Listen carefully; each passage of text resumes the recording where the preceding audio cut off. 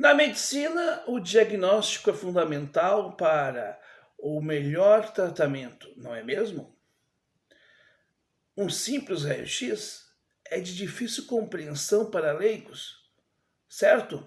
Pois bem, diante de alguns comentários aqui sobre o desempenho de Ciro Gomes nas eleições de 2022, é que este que vos fala resolveu fazer este vídeo. Afinal de contas, aqui eu busco entender o X da questão.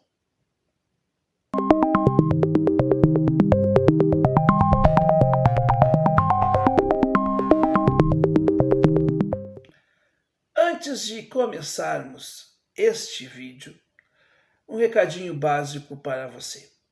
Não se esqueça de deixar aquele like para que esse conteúdo crie relevância e chegue para mais pessoas. Inscreva-se no canal se ainda não é inscrita ou inscrito, se você chegou pela primeira vez aqui no nosso canal. E além de pedir para você acionar o sininho das notificações, para não perder nada aqui no canal, porque nós temos conteúdo novo sempre de segunda a sábado, às 18 horas. E aos domingos, às 9 da manhã, eu também peço para que você faça o seguinte.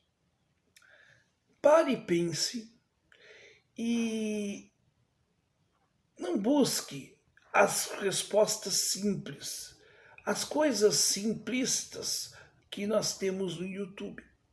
Porque o simples até tudo bem, mas o simplismo é aquela resposta que parece que fecha com tudo, mas que não explica nada e que não se sustenta pela lógica. E eu quero deixar bem claro que eu também não sou aqui dono da verdade, mas eu busco trazer uma reflexão crítica analítica nesse canal. E nesse sentido, eu quero deixar bem claro que eu penso que é um erro grotesco acreditar que o desempenho de 3% de Ciro Gomes em 2022 seja algo tão simples assim. Um fenômeno tão básico e tão fácil que a gente pode fazer uma dancinha de 2 minutos do TikTok que a gente consegue explicar. Não é por aí. E eu penso que é preciso trazer para a análise aspectos deixados de lado nas supostas análises rasas por aí, né? E eu não quero ser enfadonho, mas eu então penso que a gente tem que sintetizar os motivos básicos para esse desempenho lastimável. E, portanto, eu resumo em 6 pontos básicos. O primeiro ponto a ser destacado é que no intervalo de 2019 a 2022, faltou o estudo, não a Ciro Gomes, mas de sua militância. Seja para a busca de estratégias políticas, como também na popularização do PND. E aqui também vale ressaltar, faltou formação do partido para os seus militantes também.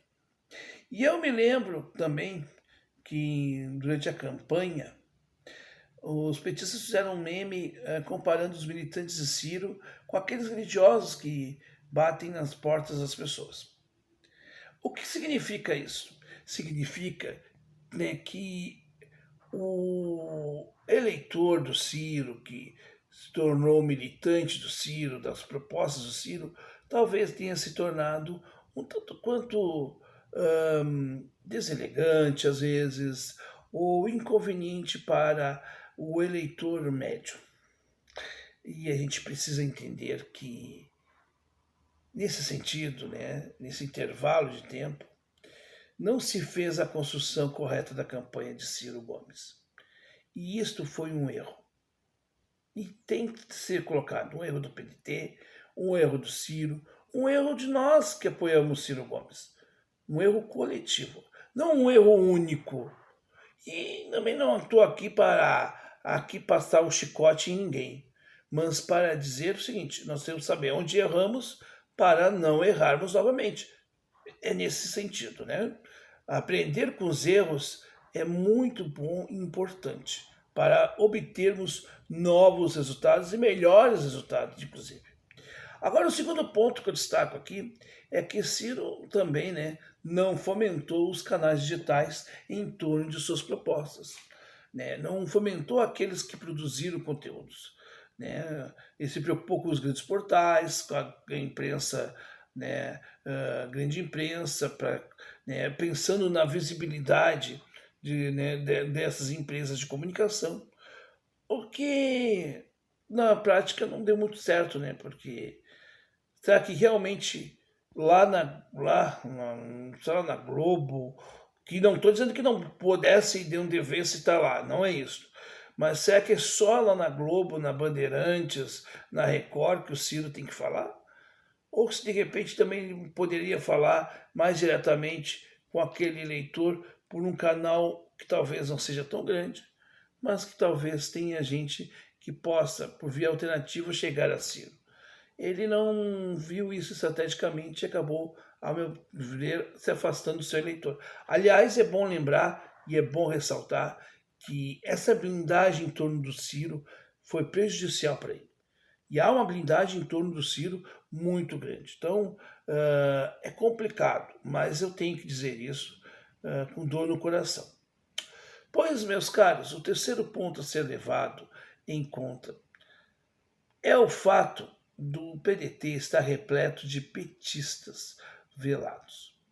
É essa gente que não está no PT por um N motivos e que boicota e boicotou e vai boicotar sempre o Ciro Gomes. Eu mesmo, quando fui filiado lá no PDT, eu tive muitos embates com essas figuras. Tipos como Cássio Moreira, por exemplo, não constrói nenhuma alternativa ao lulopetismo. E antes de mais nada, quero só deixar bem claro que eu nunca tive nenhum embate interno com o Cássio Moreira no PDT, ou com outras pessoas. Mas o Cássio Moreira representa bem o papel do petista velado, a meu ver. Bom, até agora eu também trouxe elementos internos, né? Mas e os externos? Bom, como quarto ponto que levou ao desempenho pífio de Ciro Gomes, eu elenco o terrorismo eleitoral, feito pelo PT e encampado pelo bolsonarismo. Aliás, acho que este é o ponto principal. Porque você, bolsonarista, não adianta vir aqui se justificar, né? Ou pior, colocar a culpa do Ciro, que ele votou no Lula no segundo turno e coisas do tipo, porque, vamos combinar, né? Você, bolsonarista, preferiu disputar com o Lula achando que ainda teria alguma chance de derrotar ele. E aceitou o jogo sujo do PT e do Lula para esmagar outros candidatos. Então, não. A gente tem que dizer isso para você. E é para se estabelecer a verdade mesmo. Porque o resultado disso tudo foi o quê? A rejeição maior que perdeu. E aí não adianta chorar, não adianta espernear. Foi um erro da sua parte. Porque assim como eu estou mostrando aqui os erros com relação meus erros em relação ao meu candidato, por que você, bolsonarista, também não pode fazer essa reflexão?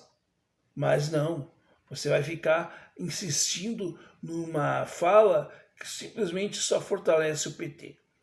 Você não percebeu isso ainda, porque talvez perceba, mas né, tenha a vaidade de querer sempre ter a razão em tudo e ser certo em tudo. E aí esse é um grande erro. Seja na vida política ou na vida pessoal, na vida espiritual, enfim. A gente precisa reconhecer os nossos erros. E nesse sentido, o quinto ponto que eu coloco aqui é também a vaidade, não só dos bolsonaristas que estão aí, que eu citei agora, mas também nós temos a vaidade da turma boa do Twitter, com as suas lacrações ridículas. Gente como Snow do Sertão e outros perfis, o que esses caras construíram de fato para a campanha do Ciro? Nada. Aliás, teve gente até que fez campanha para que o PDT expulsasse o Gustavo Castanhon. Ora, vamos combinar uma coisa? Esta gente do Twitter só serviu para desmobilizar qualquer um que tivesse uma iniciativa de fato em favor do Ciro e a favor do PND. Essa que é a grande verdade. Agora eu quero elencar também o sexto e derradeiro ponto, e que, a meu ver, é preciso olhar com muito cuidado e reflexão. Mas assim, é longe a distância entre a campanha de 2018 e a campanha de 2022. Bom, seja no ponto de vista da questão visual ou das estratégias adotadas. Tenho que dizer, né? A campanha de 2018 alcançou mais pessoas que a de 2022, e esse é um fato, né? A tentativa, por exemplo, da Ciro TV foi uma tentativa muito boa, acho que foi uma boa sacada, mas poderia ter tido uma abertura maior para que outras pessoas colaborassem, né? Os produtores de conteúdo pudessem colaborar nessa Ciro TV, pudessem ter Ciro TVs espalhados pelo Brasil, mais regionais e uma grade nacional, sem dúvida, mas que também pudesse fomentar isso para as pessoas. O que se tornou a Ciro TV? Nada mais do que um instrumento eleitoral. E a Ciro Game, que deveria ser continuada, está descontinuada pelo Ciro, faz com que ela estoure somente na sua bolha, na bolha do cirista. Ela não consegue conversar com outras camadas da sociedade. E a gente precisa conversar com outras camadas da sociedade, por mais horrível que ela seja, por mais chato que seja. Então, para mim, eu achei um erro absurdo isto, né? E achei também muito triste quando eu vi pessoas aqui dizendo que não havia alternativa a Lula e a Bolsonaro. Eu vi amigos colocando a Simone Tebet como uma alternativa à polarização. Olha, me desculpem, mas eu não posso deixar de não falar isso. A Simone Tebet, ela reza a mesma cartilha do Lula e do Bolsonaro. Tanto é que está lá no governo Lula. E ela foi posta lá aos 45 do segundo tempo com a missão de trazer esta falsa ideia de que Ciro Gomes só tem 3% do eleitorado. E o Ciro ainda está acreditando nisso, que eu acho lamentável.